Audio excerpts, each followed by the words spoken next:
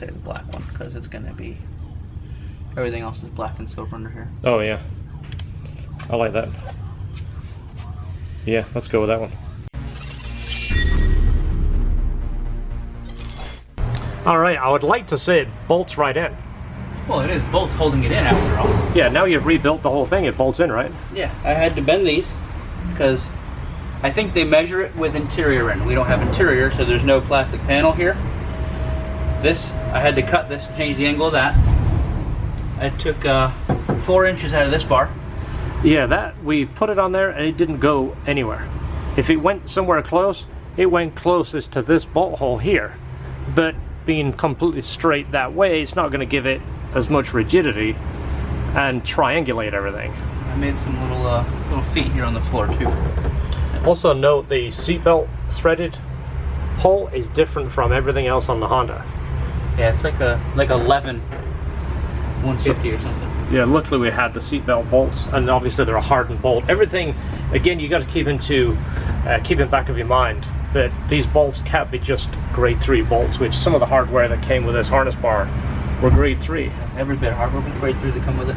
Yeah, so again, but these are 10-9s. These bolts are actually the bolts that hold in the anchor system for a child seat in the back of a Honda. So if these will hold your kid into a car, they're bound to hold this harness bar in. Especially with 4 of the bolts. Yes. Helping. So yeah, now we've done this, obviously next time around we're not going to buy anybody's harness bar, we're just going to have to make one. You know, we're trying to make life a little bit easier, thinking, okay, we'll buy a bar, bolt it in, worst case powder coat it to match, but worst case is just rebuild the whole bar. So now it fits, now it's a bolt-in deal, we're happy with it. Obviously the color wasn't right, but because you know, George had to re-weld those pieces, you had to grind them off and change the angles. Now was a perfect time to do it. Yep. Alright, so let me show you what I got going on over here, what I've been rolling around the ground doing. So I'm assembling brakes here, putting in the boots, putting everything together, cleaning it, greasing it, trying to clean, you know, all the hardware as nice as I can. Somebody just painted this with a black can of paint, which until I started stripping it, I didn't realize that. But now, you know, cleaned all this, cleaned all the hardware, cleaned all the bolts. One thing that sucks, I managed to lose one of the bleeders, which is really frustrating because I individually bagged each part. I put each part from each caliper in a bag, you know, the hardware, the piston, all the pieces, and it's missing. It's really frustrating. So it's one piece. And also to note, that's one of the e-brake brackets what the cable goes through. This car only had one. One of the e-brakes didn't do anything because the cable was just hanging out. So I gotta order another one of those. This is out of the left bag, so it's the right caliper I need to order. So while I'm ordering that, I'll get a bleeder too. Get one of these bleeding things. Alright, so I won't show you the whole entire process of bolting on a caliper. You guys have seen that before. But we should hopefully have this wheel looking a whole lot more complete here in a few minutes. I didn't want to film the process, but just putting the bracket on, look how cool that looks. That is cool, I love it. That's really coming together, isn't it? Yeah, I like that. Sweet. Against the white, well, behind the white rim. Yeah. I should really stand out. It looks brighter in the picture. Yeah. Hey, it might be the light. But either way, it's a hair darker than what you're seeing. Yeah, it does. When I look at it, it's darker than it is on here. Might be because the bright light's behind us too. Yeah. Alright, so like I talked about before, the other lines, they might not have been that old, but of course they got painted by the body shop, and you know, don't like to question lines. So now we've got brand new Goodrich lines. These are our preferred line. These are actually braided, but they have like a clear like a sleeve on there now, so it stops them getting dirty, because the dirt would attract and get stuck in the braid, and then they would look old pretty quick. So that's one done. This brake's completely done, the line's on, everything's torqued. I changed those bolts, put stainless in there. So 3 more to go. So I just recorded about 8 minutes of me jibber jabbering to the camera. I just decided I'm not going to leave it on there. I just deleted it. Basically what it's about is we're building this car for the customer, and we're building it to his specs for the most part, and kind of putting our own flair and our own color scheme, and you know, some of the little TLC things. I don't know if you can hear me. Let me put you over here so you can see what I'm doing. So we're kind of putting our own TLC on it, our own little spin. If we don't like the look of something, we're changing it. And, you know, he's given us free rein to do it. And to be honest, we're kind of using this as like a bit of a signature build to kind of show off a little bit. You know, we've built cars in the past. And to be honest, every time I build like a big build, you never get your money back. You know, like the all-wheel drive K20. We didn't make it. We lost a lot of money on that car, but we learned a lot. We also know what it takes to build something like that the next time. It was a reason to get to SEMA. I mean, SEMA is like the biggest stage in the world, and I always said the car kind of got us to SEMA because George and I got to build the car, take it there, be at SEMA with the creation that we made, and it was a really cool thing, and it was a big accomplishment. Again, think of us, we're a small shop. I believe we're a very, very talented shop, but we're still a small shop. We don't make a lot of money to be able to do that kind of thing. A lot of the large shops, they have a lot of revenue outlets. They, you know, build cars, sell parts, offer services. They have a wholesale and a retail side. You know, there's a lot of influx of money. We don't do that. We don't have a sales. We have a website that doesn't support anything. Our YouTube is what brings in the work. So a lot of people get the idea that we are this massive shop. We're not. We're a tiny shop, and I like it that way. Yeah, there's room for maybe one more person, maybe two people in the future. That's something we'll address when the time comes to it. But with us being small, we still enjoy what we do. I don't want it to be where it's a job, where we're overlooking projects and people and stuff. It's not enjoyable that way, and I don't want it to be like that. I don't want it to be like that for me, and I don't want it to be like that for George. I want George to enjoy what he does. I really do. You know, I care about what goes on. I want Esther to be happy. I don't want her overwhelmed with calls and emails where she doesn't want to come in, because I want her to enjoy it too, and she really does. She enjoys it more than I thought she would, and she's a perfect fit. So that's kind of like the long-term thought process, but this, we're kind of using it as like our own build. We're putting a lot more time and money into it than we would usually, because we're kind of using this instead of building a car. We're basically using somebody else's money and platform to put some of our flair into. So it's like a win-win for them and a win-win for us. We're not having to buy a car to build, and he's not paying as much for what we're doing as we would usually charge. If not, we would, you know, we'd have hundreds of hours into it. All right, so brakes are on. They just need to be bled. Of course, one of the bleeders is missing.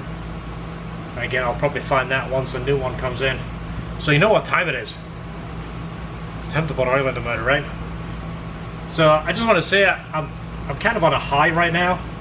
I mean, I'm excited that the car is coming along so well, but more important so, I just got off a Facebook call with the owner, and it's like a reassurance that everything we're doing is exactly to his specs, and he's comfortable with what we're doing. So it's kind of like reassurance. I mean, you know, I like what we're doing. George is liking it. A lot of people are responding how much they like it. But when the owner is looking at it and gives you like such a kind of a good, such a compliment to say how much he enjoys it, he looks forward to the videos and how much he likes it, it's like a pat on the back times 2. I mean, times 10. It's like the best. It's like the best compliment I could have got today. I mean, I feel 100 times better. So I got to put transmission oil in it. We drained it when we dropped it to pull the axles. Fresh oil in it. It only ran 10 miles on the oil change before, but of course we had to drop the pan, so we dumped the oil. Fresh oil in there. I'll pull a dipstick in, double check it. I've got to put coolant in there. I'll upload a calibration, and hopefully it'll start up, right? Not nerve-wracking at all. No, confident.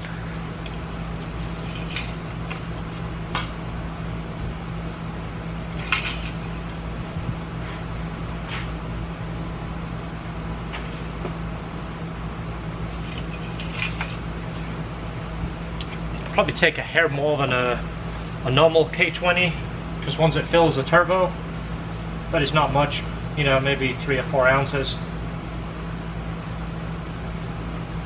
The motor's already ran, you know, 2 months ago.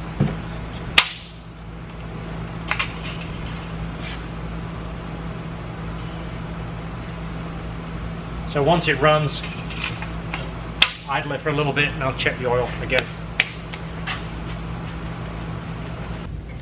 So transmission fluid is going in right now. George left early? George left early. Dang, man. I think that's 2 Fridays in a row now. I know, he's getting bad. Slipping. I'm filming if you want to say hi to your fans. Hey, everybody. How's the update with the pen? It's working good. Is it? Nice. Yeah. I just spoke to the owner that gives us the pens. Yeah. He owner of what? Milwaukee? No, the owner of this car. Oh, the car. Yeah, he sent us the pens. And Was he like a Milwaukee rip? I don't know, he does something with... Oh. I think he uses the pens. And he told us how much he liked them. I don't know. But so far, we love them. Yeah, works good. Yeah, I like it. Yeah. He was talking about the little clip on the I side, know. too. It's got everything, man. It's multi. It's like an LHT S2000 versus the Sharpie Basic Civic. You know?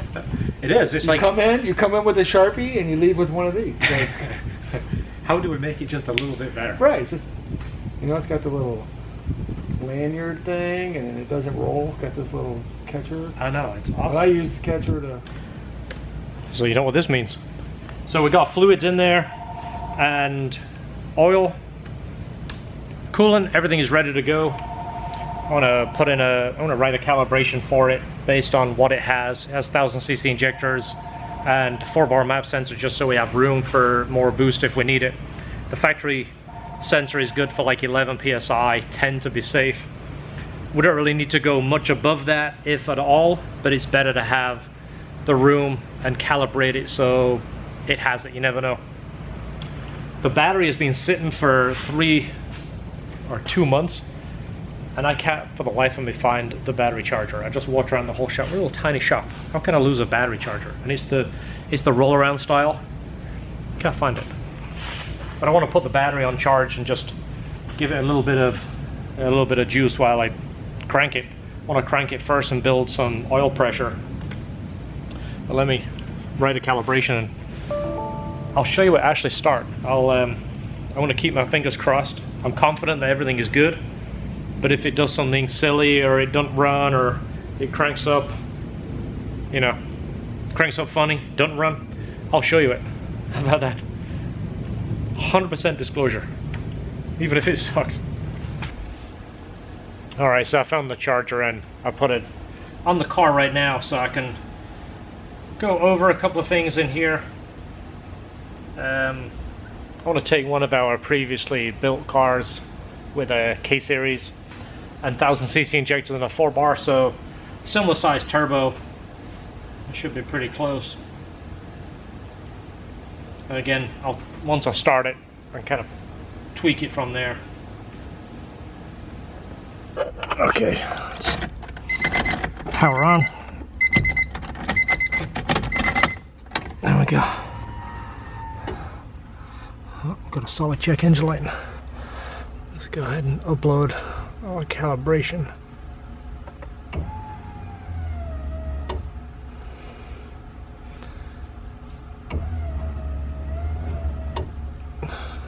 Okay, let's see if there is an error code. Check engine light went away. Okay, we got no error codes now. Alright, let's go ahead and crank it. Let's see.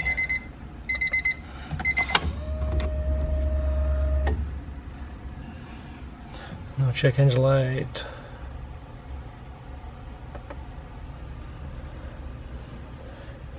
These are agreeing. We had a air temp sensor was bad on the last one. Let's see.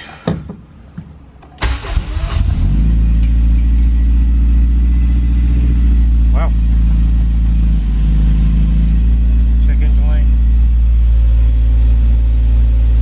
What do we got? Needed O2 sensor.